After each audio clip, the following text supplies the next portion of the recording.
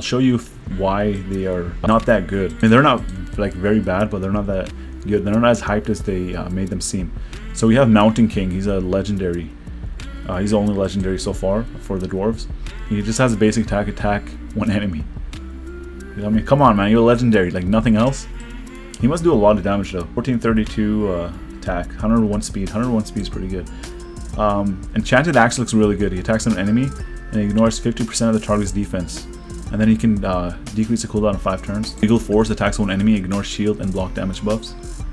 Damage is based on attack. That is good too. So this guy looks like a PvP champion. Fable Skill increases the champion's attack by 20% each hit. Each time the champion kills an enemy, stacks up to 40%, resets each round. So this guy must be a massive damage dealer. Okay, we got Grizzled Jarl, defense epic. He has a 35% chance of placing a heal reduction. Heal reduction is always good on a basic, but it's only 35% chance. If you increase it, it goes to 50%. Ancestral Shield places a block debuff buff on all allies for 1 turn, and places 60% increased debuff buff on all allies for 2 turns. That is good too. He has an AoE that decreases attack on all enemies for 2 turns and decreases each target's max HP by 30% of the damage inflicted. So this guy looks like a Spider's Den type of champion. We got Rockbreaker. He's a defense epic. He attacks an enemy, increases the champion's defense by 4% each time the skill is used, stacks up to 20%, and his damage is based on defense. So this guy can be a very powerful hitter. And he has a provoke that you can, an AoE provoke, which is always good. And he also has counter attack built into it, so that is very solid. So guys, don't be sleeping on the dwarves, but I wouldn't recommend summoning on them with a double dwarf.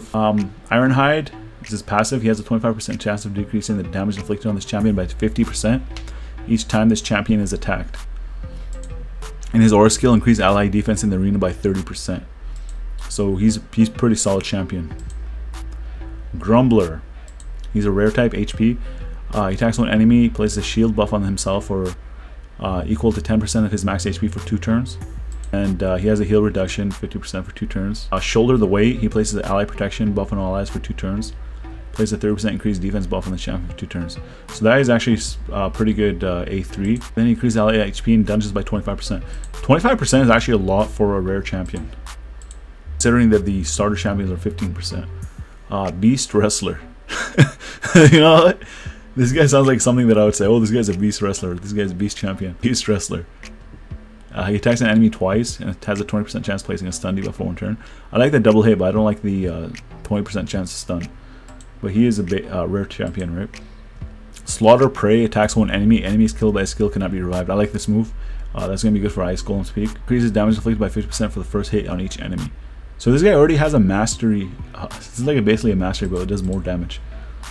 So I'm pretty sure that can stack with that other mastery. I forgot what it was called. It was on the attack tree. Or increase ally crit rate in the arena by 16%. So yeah, this guy's pretty solid. I would actually consider working on him. Regarde. He's a rare defense type. He attacks one enemy and places a decrease at accuracy. It has no active buffs. Damage is based on defense. Attacks an enemy has a 50% chance of stealing 2 random buffs from the target. I like this for Magic Keep. Attacks an enemy has a 75% chance of placing a block buffs debuff for 2 turns. And increase force ally defense in all battles by 25%. So looking at these kits, I feel like these champions will be very good with each other for faction wars. This guy, Master Butcher, he plays a provoke with his basic. Master Butcher doesn't look very good. So this guy just provokes all day. He's a support champion. Yeah, increases attack. Yeah, he's not that good. Okay, 1 attack heals all allies equal to the amount of damage taken. Does not work against bosses. If this worked against bosses, he would actually be able to redeem himself. I mean, rise a random ally with full HP when the champion is killed. So this guy would only be used for his 4th ability, his A4, or his passive ability. Okay, this guy, personally, this guy is my favorite one out of all these dwarves. Bulwark. So he has a weaken on his basic. It's only, he attacks twice, and each hit has a 15% chance of placing a weaken debuff for 2 turns. It's 15% only. His damage is based on defense, so he's going to be very tanky. He can potentially take 8th spot after we look through his whole kit. You'll see why.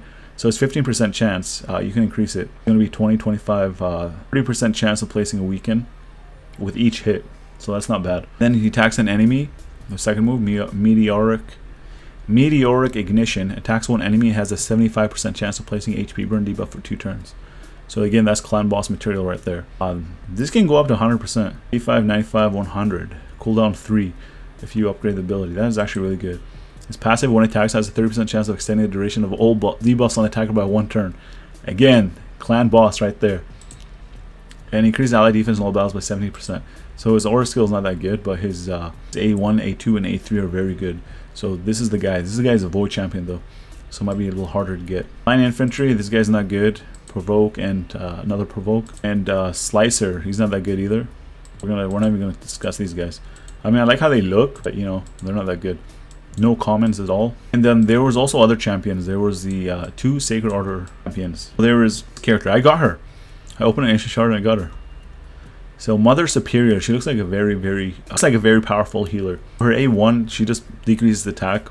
Her A2 filled with blessing, heals an ally by 30% of this champion's max HP, and places a shield buff equal to any surplus heals for 2 turns if the target is fully healed by the skill. This can be a 3-turn cooldown. And then her A3 places a 7.5% continuous heal buff on all allies for 2 turns. Places a shield buff equal to 10% of the target's HP on all allies for 2 turns. If any allies' HP is full. Level 2 it will be a 4-turn cooldown. And she increases ally speed in the old battles by 30%. So this is a very good champion for free-to-play players. She might be a very good healer. We just have to test her out.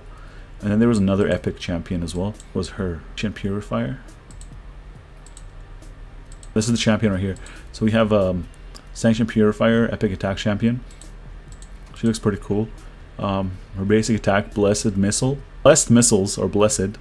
Attacks one enemy and has a 25% chance of placing a block buffs debuff for 2 turns. And whiplash, attacks an enemy, has a 50% chance of placing a stun debuff for 1 turn. Fiend purge, sorry, not friend purge.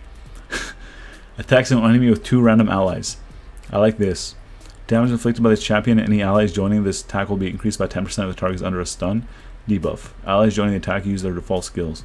So this could potentially be good in arena. I like Mother Superior better. That's it for the new champions. If you guys have any questions, let me know down in the comment section. If you guys enjoyed watching the video, be sure to drop a like. And if you guys are new to the channel and you like what you see, please consider subscribing. I make race challenge content almost every single day. And as always, I want to thank you guys for watching, and I'll see you guys in the next video.